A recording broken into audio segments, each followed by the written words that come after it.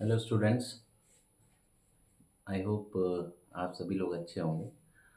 तो आज का जो सेशन है ये वाला, इसमें बहुत से बच्चे जो डरे हुए हैं फिज़िक्स को लेकर के, उनसे मैं दो बात कहना चाहूँगा कि आज बेसिकली फिज़िक्स का वो पार्ट शुरू कर रहे हैं जो आपकी कॉन्सेप्ट की क्लैरिटी, स्पीड और एग्ज़ाम परफॉर्मेंस को डेडिकेट करता है। सबसे इम्पोर्टेंट पार्ट जो है हमारा न्यूमेरिकल और डेरिवेशन, इसके बारे में ध्यान रखिएगा।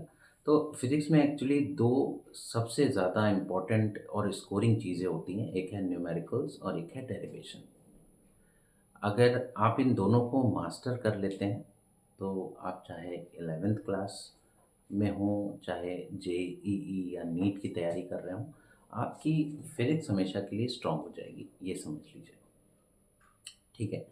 तो अब न्यूमेरिकल्स के लिए आपको क्या ध्यान रखना है? न्यूमेरिकल्स सिर्फ देखिए फॉर्मूला लगाने से नहीं होते हैं, ध्यान रखिएगा।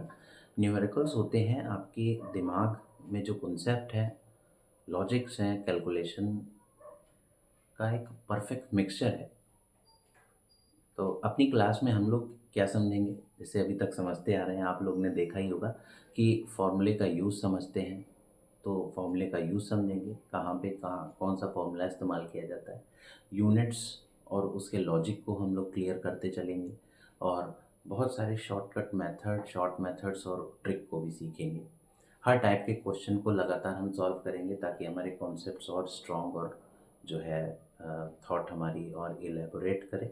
और स्टेप बाय स्टेप सॉल्यूशन को फॉलो करना भी सीखेंगे, कैसे कैसे कोई सॉल्यूशन को कैसे रीच किया जाता है।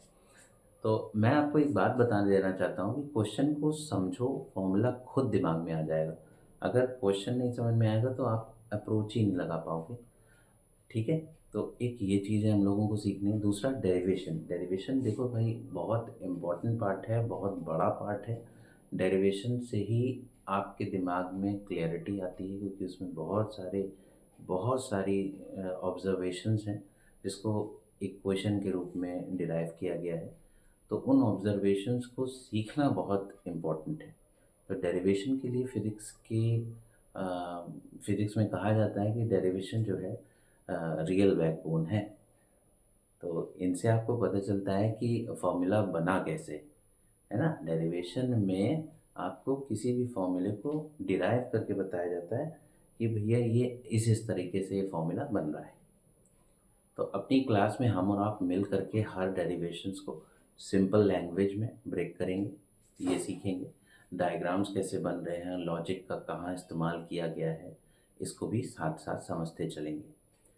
हर स्टेप्स को इजी सीक्वेंस में याद करना सीखेंगे, कैसे याद किया जाए, क्या करें।